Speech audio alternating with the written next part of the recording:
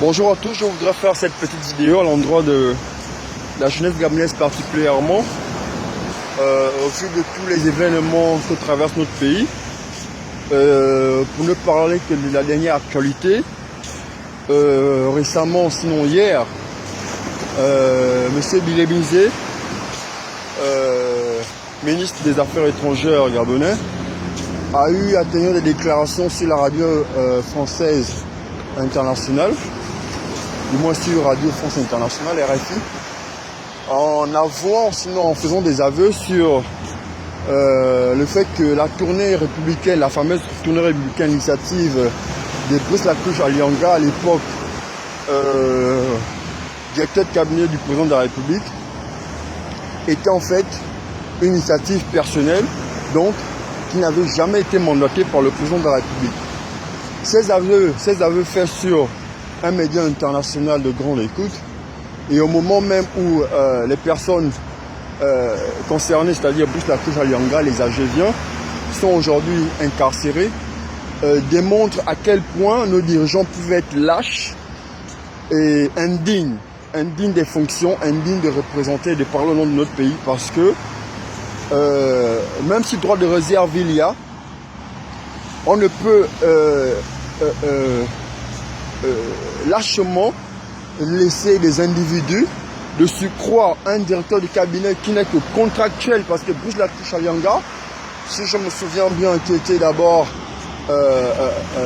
qui émargeait à BGFI et dans d'autres entreprises, n'est donc pas fonctionnaire, et donc en se retrouvant au cabinet du président de la République, était bien contractuel dans une administration, parce que là aussi, il faut le souligner parce qu'on ne le dit pas assez, l'institution c'est le président de la République. La présidence de la République n'est qu'une administration comme une autre. Donc, tous les fonctionnaires et tous les contractuels qui émargent au sein de cette administration ne peuvent pas être au-dessus de ceux qui sont dépositaires d'un certain nombre de prérogatives constitutionnelles au sens du pouvoir exécutif. Donc, le président de la République, le vice-président, le premier ministre et les membres du gouvernement. Comment s'est donc-il fait? Comment a-t-il pu être possible qu'un simple contractuel de l'État, fût-il directeur de cabinet au sein de l'administration de la présidence, puisse mettre à genoux et le Premier ministre, parce que au moment des faits, il n'y avait plus le vice-président. Donc, il a mis à genoux le Premier ministre, tous les membres du gouvernement, dont Bilé Binzé, que nous avons tous vu aller accueillir Brice Lacouche Alianga à Makoko. Et c'est ce Bilé Binzé aujourd'hui, Brice Lacouche étant au gros bouquet ou je sais pas en tôle, qui se permet de faire des déclarations comme quoi Brice Lacouche Alianga n'a jamais été mandaté par le président, etc. etc. C'est donc dire à quel point aujourd'hui l'État se retrouve abandonné à lui-même. Il n'y a plus personne pour faire le contrôle, mais mieux. Vous vous rappellerez qu'à cette époque, moi j'étais encore membre d'un cabinet de ministres, donc le ministre de l'enseignement supérieur, M. Moukani Orangou, qui était en même temps président du parti au sein duquel je militais, Union et Solidarité. À cette époque, donc, en fonction, chargé d'études, moi je n'étais pas ministre, chargé d'études, j'ai quand même pris sur moi d'écrire au président de la République pour contester une tournée républicaine à l'initiative d'un directeur de cabinet qui n'a pas de prérogatives pour suppléer le président de la République dans le cadre politique.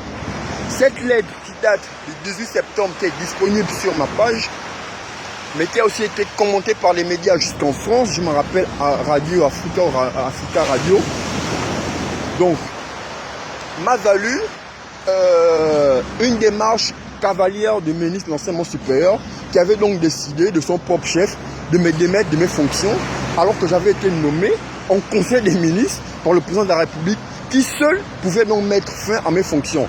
Le ministre avait, lui, une marge, c'est-à-dire avait été dans son bon droit de me suspendre de mes fonctions, mais il a trouvé en tant que magistrat qu'il avait le pouvoir de me défaire à partir d'une note, alors que moi, ma fonction relevait d'un décret. Bon, bref.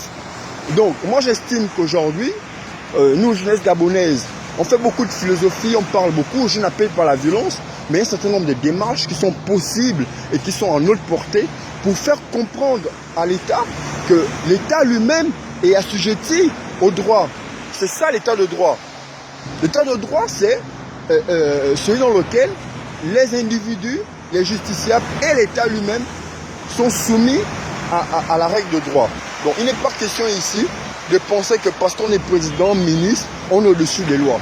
Donc moi, j'invite les jeunes conscients à initier avec nous une plainte qui reste à définir dans la forme, et pour ça nous allons nous attacher les services d'un cabinet juridique, déposer une plainte parce que là je ne sais pas si c'est une trahison, mais en tout cas il y a un forfait qui est commis.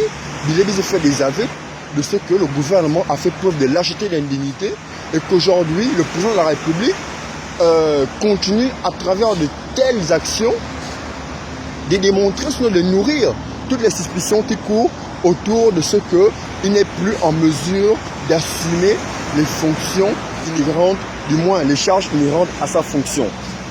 D'où le débat sur la vacance de pouvoir qui a cours.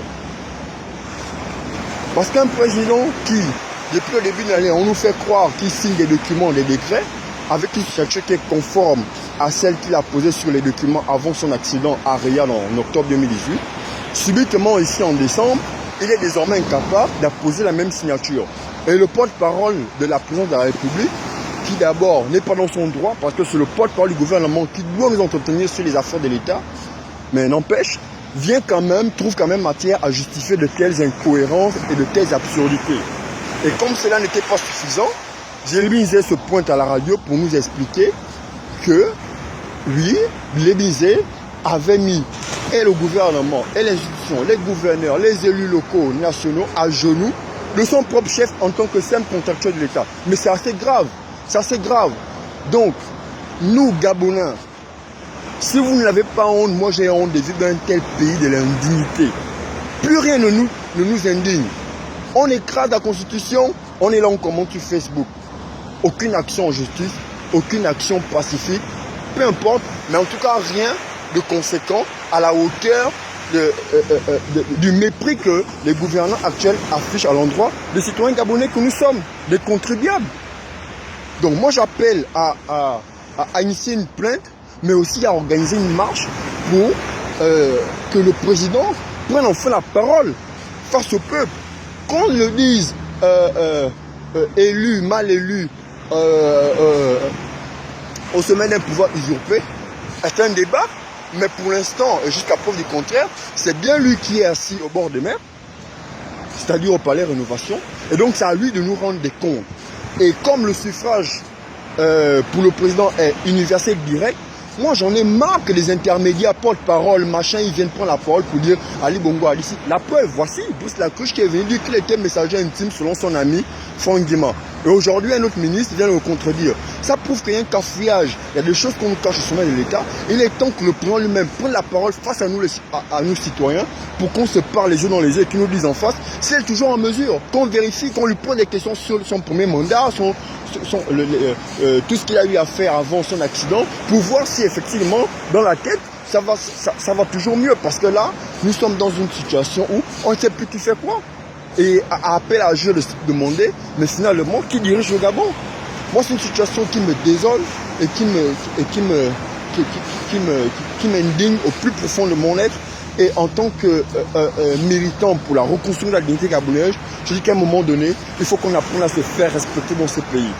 Donc, tous ceux qui sont sensibles à cette situation, il faudrait que maintenant nous pensions à poser des actions intelligentes. Parce que souvent on nous accuse, et Bill a encore dit de façon péremptoire, mais il raconte un peu des conneries. Je suis désolé de le dire, il raconte des conneries. Oui, quand on choisit les interlocuteurs parmi ceux qui nous mettent à l'aise pour accueillir l'opposition, oui, ça s'entend. Mais quand la jeunesse propose, par exemple, le procès verbal vidéo, lorsque moi j'ai contesté la tournée républicaine, Bill n'a pas entendu ça. Quand le ministre m'a démis mes fonctions, quand ça fait le bien dans le pays, il n'a pas entendu pour venir dire aujourd'hui que l'opposition est une fabrique à polémique. Ah bon? Mais nous, nous avons